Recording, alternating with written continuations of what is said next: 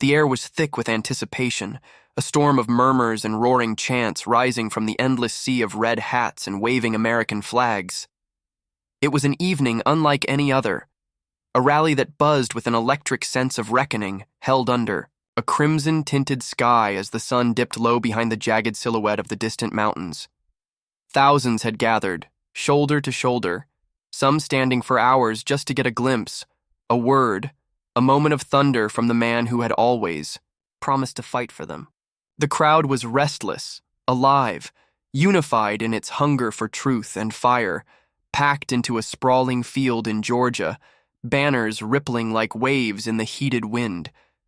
As music blared from towering speakers and voices chanted his name with the rhythm of a pulsing drum, a low vibration crawled up through the metal stage, warning of something bigger coming. Then, suddenly, the massive LED screen behind the podium flickered to life, and just moments later, Donald Trump emerged. The floodlights struck him like lightning, outlining his figure in gold, casting a long shadow over the red, white, and blue platform. The eruption of noise was deafening, a tidal wave of cheers, applause, and the thunderous stomping of boots and sneakers on grass. He raised both arms slowly, soaking in the sound like fuel, his face set not with a smirk but with the hard, grim line of a man with a mission. He didn't speak at first. He stood there, scanning the crowd, eyes sharp beneath his furrowed brow, absorbing their energy, reading their pain, their hope, their unspoken questions. When he did finally reach the microphone, he didn't open with a joke or a slogan. Instead, his voice dropped into a low, cutting tone that sliced through the crowd like a blade through velvet. "Tonight," he said, "we're not playing games. Tonight, I'm going to tell you things they never wanted you to hear." Gasps swept through.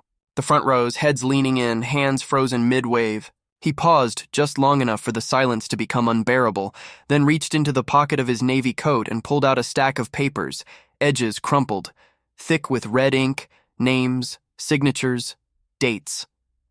His hand didn't tremble. His voice didn't crack. "These," he said slowly, "are the documents they've tried to bury. The emails, the bank transfers, the texts. The proof of a network of lies, a circle of corruption so deep it would make your head spin."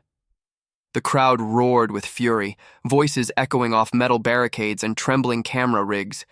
He raised his hand to calm them, his expression dark. "Let me read you a name."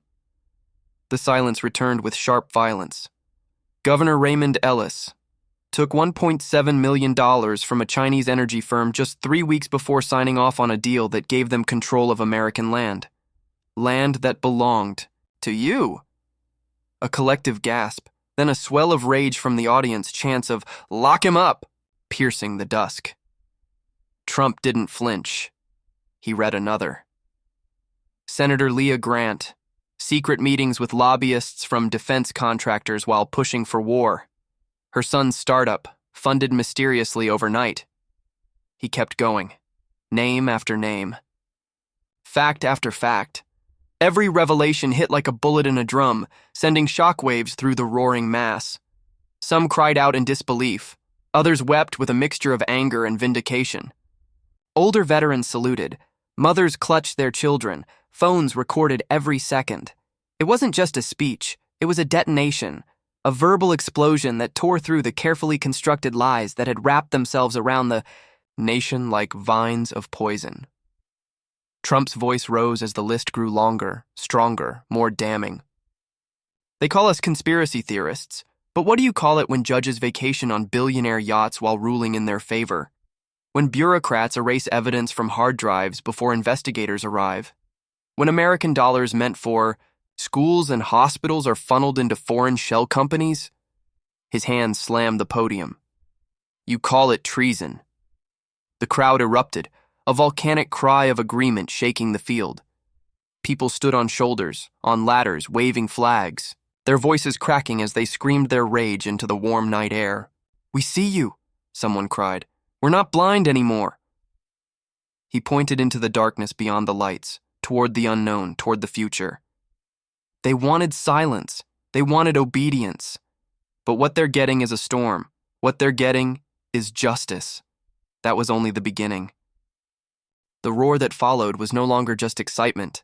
It was war cry, a thundering wave of rage and hope bound together in a sound that trembled in the bones of every man, woman, and child standing in that field. Trump didn't smile. He didn't bask in the noise. He stood still, one hand gripping the edge of the podium like a captain holding the wheel through a hurricane. His other hand clenched the stack of papers now worn from the fury with which he had revealed them. His voice, though louder now, never lost its edge. It cut, stabbed, revealed. "They think you're fools," he growled, sweeping his arm toward the crowd. "They think you'll forget. They think you'll forgive. They think if they distract you long enough with bread and circuses, you won't. Notice your jobs vanishing, your children being poisoned, your country being sold to the highest bidder." The crowd shouted in agreement, fists raised like a forest of righteous fury. "But you noticed," he continued. "You watched, you waited, and now we fight." A low chant began, soft at first. "USA! USA!" Then louder, spreading like a fire across the crowd until it felt like the very ground was chanting along. Trump raised his hand again and the chant died down, but not completely. It lingered, like the sound of a battlefield between volleys. He held up a single document, now separate from the others, sealed in a clear folder. It glinted under the harsh lights. "This," he said, "is the smoking gun." The crowd hushed, leaning forward, breaths caught in their throats. It's not just about backroom deals. It's not just about payoffs or private jets or hidden stocks. It's about betrayal. A betrayal that reaches into the heart of our intelligence community, our justice system, and even our elections. People gasped. A few cursed under their breath. Some clasped their hands as if in prayer. "They rigged more than ballots," Trump said, the steel in his voice undeniable. "They rigged your voices. They used media puppets, fake polls, fake outrage, fake stories. They silenced the truth. They silenced me. But more importantly, they tried to silence you." He paused. The silence returned, now tinged with rage. "Do you know what this document shows? It shows that a senior intelligence official met secretly with a foreign operative just days before leaking classified information to the press. That leak caused a national panic, a market crash, and the firing of a loyal American general. And the press, what did they do? They cheered. They called it bravery. They called it democracy. Boos erupted, shouts of "Traitor! Fake news!" and "Hang them all!" rang through the air.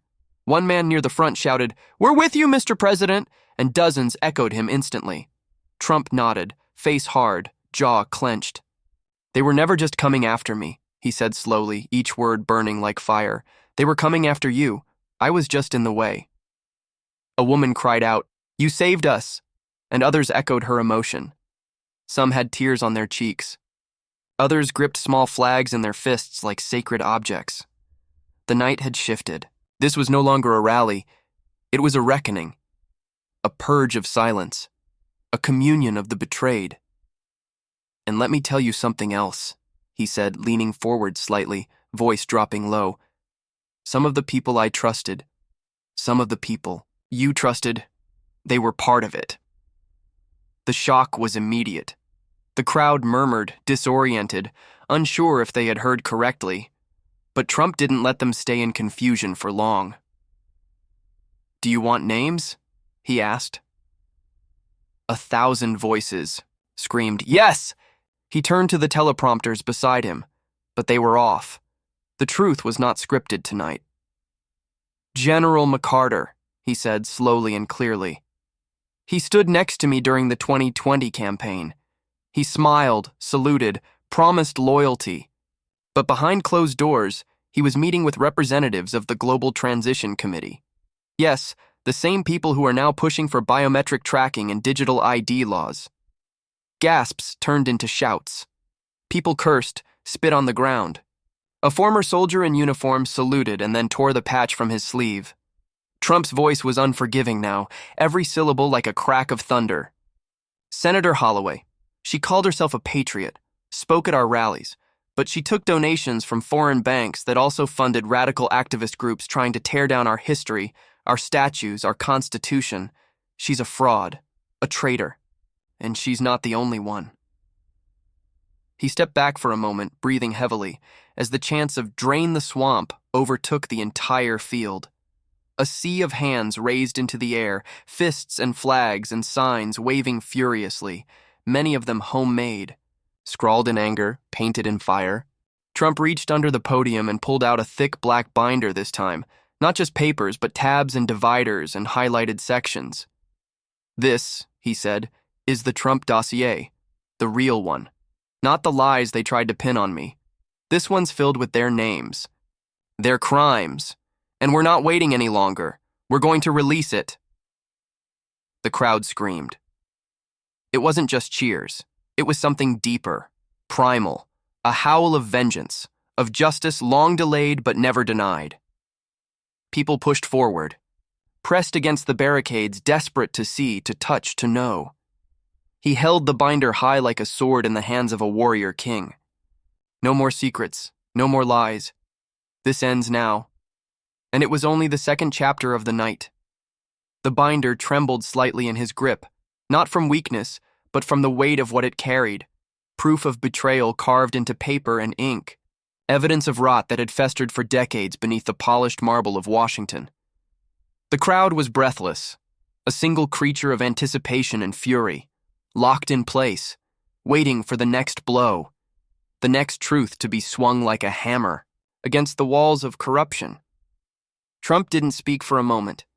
He let the silence stretch, eyes scanning the crowd like a general before a charge.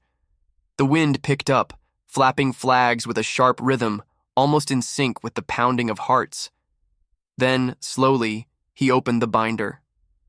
"I want you to listen very carefully to the next name I'm going to read," he said, voice low, grave, each word sinking like a stone. "Because this one's gonna hurt." The tension in the air was palpable. The silence became a vacuum. Chief Justice Alan Pembroke. The name fell like a hammer. There was a sharp intake of breath across the crowd, an audible wave of disbelief, like a gasp that passed through thousands of throats at once. Pembroke, the supposed pillar of American law, the man who preached constitutional purity from the highest bench in the land. Many had praised him as a beacon of balance, a guardian of justice. And now, Trump's voice shook the ground. "3-wire transfers," he said, flipping a page and holding it up. "From a front company linked to a foreign intelligence agency. 3 transfers over 18 months, the same time he blocked investigations, the same time he ruled in favor of programs that stripped away your rights, secret surveillance, red flag laws, weaponization of the IRS. No!" someone screamed. From the crowd. "Yes," Trump snapped. "And it gets worse." He stepped away from the podium and pointed at the giant screen behind him, which flickered to life again. Documents appeared, scrolling pages of data, signatures, emails, then photos. Grainy at first, but unmistakable. Pembroke, sitting at a dinner table in Brussels. Pembroke, entering a private jet owned by a notorious oligarch. Pembroke laughing beside a figure whose face had been blacked out, but whose name was clearly visible in the metadata. "The justice system isn't broken," Trump shouted. "It's owned, bought, paid for, and they use it to silence, to smear, to destroy anyone who dares speak the truth. They tried it with me. They tried it with all of us. But I didn't back down, and neither did you." The field exploded with sound, raw and untamed, people crying out, waving signs that read, "We see you," and "America rises." One man climbed atop another's shoulders, waving a massive constitution in one hand and a flag in the other. A group of veterans stood shoulder to shoulder, saluting silently, tears running down their faces. Children sat on their parents' shoulders, their faces lit by the fire of a moment they didn't yet understand, but would never forget. Trump stepped back to the microphone, sweat glistening on his forehead, not from fear or exhaustion, but from the sheer magnitude of truth unleashed. "Let me ask you something," he said, voice hard and sharp. "Why is it that every time someone tries to clean house in Washington, they're called a threat, a danger? Why is it that the same media who praise foreign dictators as visionary call you a fascist for wanting borders and jobs and freedom? The crowd raged. Lies! They shouted. Liars! Trump nodded. Because they've built a system of fear. A system where the moment you ask questions, they shut you down, cancel you, raid your home, spy on your phones, take your bank accounts, call you a domestic terrorist. He raised his hand again, fingers pointed like a spear. But I have news for them. Americans don't kneel to tyrants. We kneel only to God, and our time has come. People wept, strangers embraced. A chorus of "We the People" rippled through the crowd, followed by a deep, rumbling chant. We will rise. We will rise. Over and over. The ground vibrated. Trump turned another page in the binder. There's more. You ready for more? The crowd screamed, Yes! Then listen to this, he bellowed. Mayor Christine Varela, Los Angeles. Her administration funneled over $60 million in taxpayer COVID relief funds to nonprofits that were actually fronts. Those fronts wired money offshore, where it was invested into shell companies that own property right here in America. Your money, your land, gone. Burn them down, someone shouted. A woman beside him, hands trembling, covered her mouth in shock. She said she cared about the homeless, Trump snarled, and she built herself a mansion on your backs. The crowd seethed. And it's not just Democrats, Trump added, turning the knife. This isn't about party. This is about predators and cowards and traitors who wear red ties and smile in your face. Congressman Darnell Reeve, Republican, accepted defense contractor bribes to keep the war machine turning. Every time a young soldier dies overseas for nothing, his pockets get deeper. A wave of nausea passed through the field. A Marine near the front dropped to his knees, head bowed. Trump saw him. He locked eyes with him. No more of our blood, Trump said. No more of our sons and daughters used as pawns. Then he raised the binder again. This document goes public. Every name, every crime, every dollar. I've already made copies. They're safe. And if something happens to me, God forbid, these files will be released to the world. He leaned in close to the mic, voice deep and cold. Try me. The crowd went feral, screaming, chanting, stomping the ground. Someone lit a flare and waved it like a torch. The sky had turned to fire, the stars hidden behind the weight of history rising to the surface. This was no longer just about politics. It was rebellion, revelation, revolution. And Donald Trump was no longer just a former president. He was a herald of truth, a conductor of fury, a storm made flesh, and the night wasn't over yet. The fire in the field didn't die down. It grew. The people weren't just cheering anymore. They were roaring like lions uncaged, their voices no longer cheering a man, but echoing a deeper purpose. This wasn't just a rally. This was a declaration, a public reckoning under the open sky. Trump's face was steel. His body didn't move like a man making a speech, but like a soldier delivering final orders before battle. The binder, thick and dark in his grip, looked like a holy relic or perhaps a sword drawn to cut the silence of decades. There are people in this country, Trump said, his voice gravel and flame, who have spent their lives pretending to serve you while building empires on your suffering. He walked the edge of the stage now, looking into their eyes, row after row of Americans crushed by inflation, mocked by elites, forgotten by the very leaders who promised to protect them. They dined in secret halls. They laughed behind your backs. They passed laws with one hand while signing foreign deals with the other. He opened the binder again. This time, the name he read made the crowd fall utterly still. Director Eleanor Voss gasps. Silence. Shock. She ran the Department of Homeland Security, Trump said. She claimed to be defending this nation. But behind closed doors, she oversaw the construction of the largest domestic surveillance web in U.S. history, tracking your phones, your emails, even your private group chats. They called it anti-terrorism, but they weren't watching terrorists. They were watching you. Mouths opened in disbelief. Some stood frozen. Others shouted in anguish. One elderly man fell to his knees and began to pray, gripping a battered Bible to his chest. A woman wept silently beside him, clutching her teenage son. These weren't political spectators anymore. These were witnesses. Trump wasn't done. "I have the contracts," he said. "I have the timestamps, the whistleblower recordings, the receipts. Your own tax dollars paid for spyware designed to track anyone who criticized the administration. Churches, veterans groups, parents who stood up at school boards. This was not security. This was tyranny." The crowd howled, not with confusion, but with clarity. Every lie they had suspected, every moment they had doubted the narrative, was now confirmed in black and white by the man on stage. Trump pointed to the screen again, and images of internal. Memos appeared, emails with subject lines like "flag as high risk" and "monitor religious influence clusters." Names were redacted, but not all. He jabbed a finger at the screen. "They had a name for patriots like you. You know what it was?" He let the silence answer.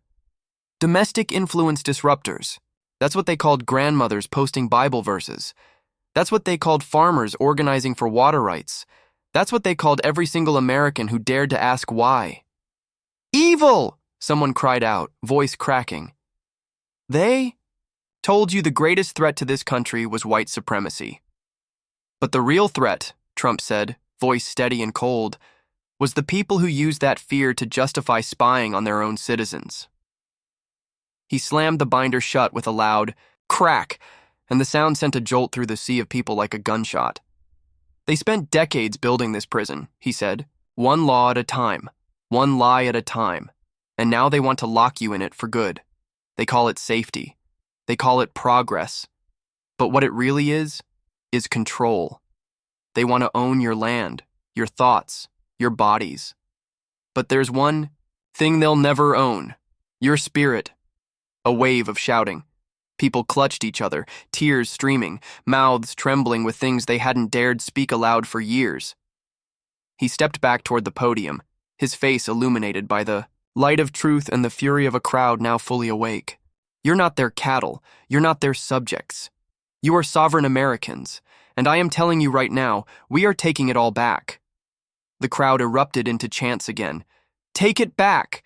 Take it back!" Until it became so loud that the microphones began to distort. Trump leaned in anyway. "But it won't be easy," he said. "They'll call this sedition. They'll say we're inciting. They'll lie and twist and threaten. They already are. But they don't understand one thing. This isn't about me. This is about you. And you can't unsee what I've shown you tonight." He raised both hands, silencing the wave of sound. "I've assembled a legal task force," he said. A new folder now in his hands, thinner but deadly. "We have the evidence, we have the witnesses, we have the leverage. And on Monday morning, I'm filing formal criminal referrals to the House Oversight Committee, the Senate Intelligence Committee, and 3 states' attorneys general." A scream of triumph lifted into the air, wild and primal. "And that's just the beginning," Trump shouted over the roar. "Because I've spoken to governors, patriots who are ready to open their own investigations. I've spoken to judges who are willing to defy the DC machine, and I've spoken to whistleblowers who are willing to risk everything to come forward." The screen lit up again. Clips of recordings played, distorted voices describing internal meetings, backroom deals, names whispered in fear. And then photos. Faces of people once untouchable, now named, now exposed.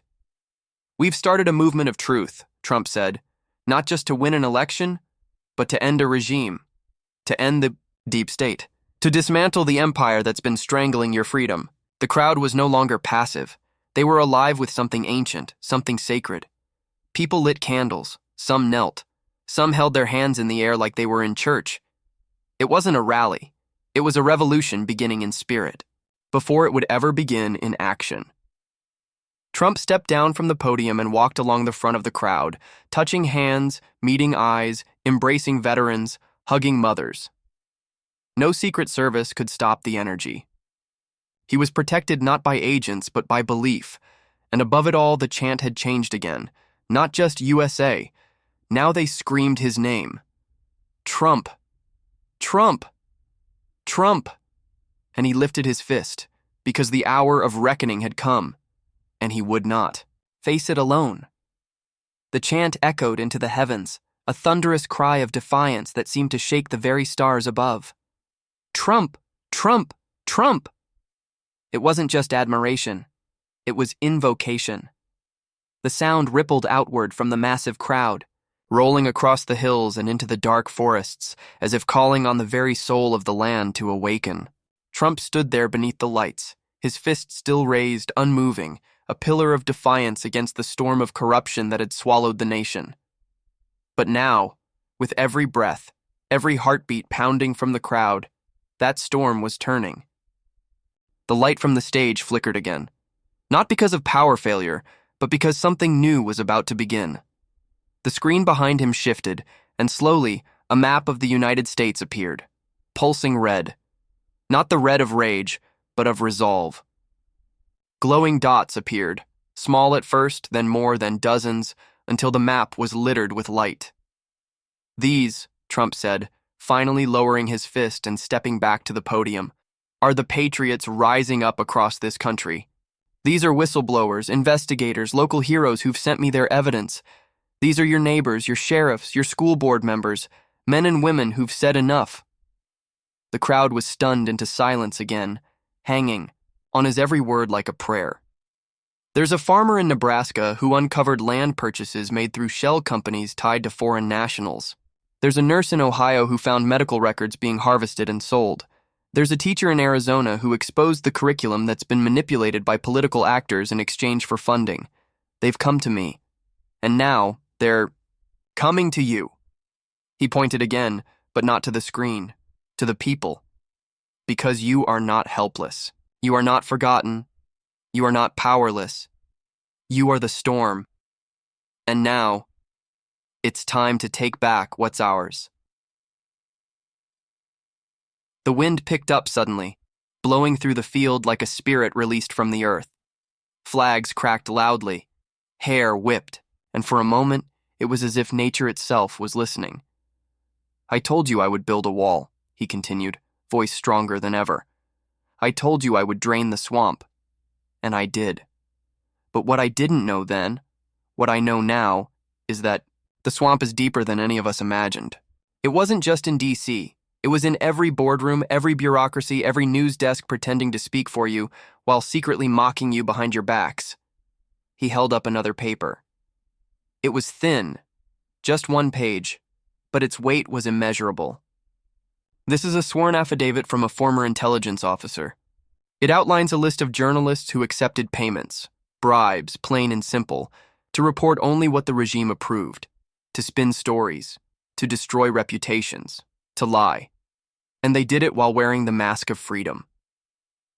A groan rippled. Through the crowd. They had always suspected. Now they knew. Names? He asked. Yes! The crowd roared. Martin Webb, Channel 7, Lydia Kane, Morningscope, Harrison Graves, Independent Sentinel, bought and paid for all of them. They took your trust and sold it for vacations and access. Trump's eyes narrowed. And now we're going to expose every last one of them. He paused, drawing in a long breath, scanning. The crowd, faces glowing in the light of something much greater than a campaign. This is not a moment. It's a movement. And it's not just mine. It's ours. Because this country doesn't belong to politicians or judges or billionaires hiding behind private jets. It belongs to truck drivers and welders and factory workers and moms who make PB&J sandwiches in the dark before school. It belongs to soldiers who come home in silence, broken and ignored. It belongs to you. The words struck like cannon fire. People raised their children high into the air. Some waved signs that read, "We are the storm." Others lifted family Bibles, while still more simply screamed with everything they had left inside them. I've made mistakes, Trump admitted, his voice dipping for the first time into something raw and real. I trusted people I shouldn't have. I believed in systems that were already gone. And I paid the price. They indicted me, they raided me, they tried to erase me, but they didn't just come for me, they came for what I represent, for you. And now, I'm done playing defense. The crowd was trembling now, as if on the edge, of something massive, something no one could stop. I've authorized the release of the first wave of files, he declared. It's already in motion. You'll see it tomorrow. Not on the fake news, but on channels that still believe in the First Amendment. On platforms they can't censor fast enough. The files have everything: emails, audio, foreign bank trails, sealed case memos. The things they swore would never see the light of day. A shock of adrenaline ripped through the crowd. People screamed with uncontainable energy, stamping their feet, some falling to their knees, others lifting their arms like revival preachers in a tent. And I'm not doing it alone, Trump continued. There are patriots in every state ready to stand, ready to uncover, ready to rise, and we are going to rebuild this nation from the ground up, from the family kitchen to the factory floor, from the sheriff's office to the halls of Congress. We're coming, and they can't stop us all. Then he did something no one expected. He removed his red tie, the symbol of his image, his battles, the campaign trail. He held it up, then folded it and placed it gently on the podium. This was never about appearances, he said. It's about truth, about blood and loyalty and country. And if I have to walk into hell to bring this nation back to heaven, I will. There were no more cheers now, just tears and silence. The kind of silence that only comes when something sacred has been declared. Trump looked to the horizon, where the sky had begun to lighten, the first hints of dawn. A new day, just, barely beginning to rise. This isn't the end, he said, voice calm, absolute. It's the beginning. And you, every one of you, you are the army. Then, slowly, he stepped back from the podium and raised both hands, not in victory, but in offering, as if to say, I have done my part. Now do yours. The crowd didn't move. For just a moment, no one breathed, and then, like a dam breaking, the storm was born. The dam burst with a sound that could have split the earth. The silence that had held the crowd in reverent stillness collapsed into a roaring, uncontrollable tide of emotion. Sobs and screams, prayers and battle cries, cheers that shook banners loose from their poles. Thousands surged forward not to rush the stage, but to rise together in a wave of purpose. It was not chaos, it was awakening. Something ancient had been stirred, something sacred and dangerous and beautiful, and it moved through them all like lightning riding the wind. Trump stood at the edge of the stage, his face no longer that of a candidate or even a leader. He was the eye of a storm he had summoned, the center of a truth that could no longer be denied or contained. The screen behind him lit up again, not with documents or maps this time, but with a single, simple image, the American flag, weathered and waving against a burning sky. I don't know what's going to happen tomorrow, Trump said, and now his voice trembled not with fear, but with fury held tight in the chest of a man who had lost sleep for years for a nation that never slept anymore. I don't know how they'll come after me next. I don't know what lie they'll try to spin, what smear they'll invent, what judge they'll buy, what cell they think they can lock me in. He pointed to the crowd, his voice cracking like a whip. But I know you. I know your hearts. I've seen your sacrifice, your pain, the way you carried this country when no one else would. And I know now, you're not going to be silent anymore. A woman near the front broke down, sobbing into her husband's shoulder. A firefighter raised a helmet high above his head. A row of truckers, massive men with weathered faces and calloused hands, stood with arms crossed and tears streaming down their cheeks. They built their fortress with lies, Trump growled. We'll tear it down with truth. A chant began, again, but this time it wasn't his name. It was a promise, rolling through the field like a vow shouted to the heavens. Never again! Never again! Never again, Trump repeated, eyes glistening with tears he refused to wipe away. Never again will you be mocked for loving your country. Never again will you be silenced for asking questions. Never again will your vote be a suggestion instead of a command. Never again will your children be poisoned by propaganda, your soldiers betrayed, your dreams auctioned to the highest bidder. His voice broke just for a moment as he said the next words. We lost our way. We lost our courage. But we never lost our soul. And tonight, we reclaim it. A massive American flag unfurled behind him, pulled up by invisible cables, rippling, like the wings of an eagle risen from ash. Trump turned toward it, raised his hand in a solemn salute, and for a long second no one spoke. The whole world seemed to hold its breath. Then, slowly, the crowd began to sing. It wasn't a cue. No, music played, but one voice, clear and trembling, began with, "Oh, say, can you see?" and others joined in. By the third line, the field was shaking with the sound of thousands singing the national anthem, not as performance, not as tradition, but as rebellion, as devotion, as resurrection. Trump turned back to them, eyes shimmering, mouthing the words, as they poured from the hearts of the people who had been cast aside, called names, crushed under the heel of corruption for so long. But not anymore. As the final words rose, "The land of the free and the home of the brave," he stepped down from the stage, not rushed, not escorted. He walked alone, down the center path carved through the people like a king returning from exile, shaking hands, holding faces, embracing weeping supporters, listening to every voice he could. They didn't want selfies. They didn't want autographs. They just wanted to look him in the eye and say what they had held in their hearts for years. "You were right. You never gave up. We're with you. We're ready."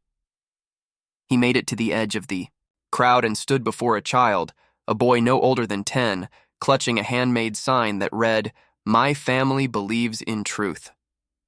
Trump knelt before him, placed a hand on his shoulder, and said softly, "Then you're already part of the new America." And with that, he stood tall again, raised his hand once more to the people, and disappeared into the sea of flags and chants and roaring hope. Behind him, the sun finally broke over the horizon, spilling light across the battered field like a promise. The people didn't leave right away. They stayed.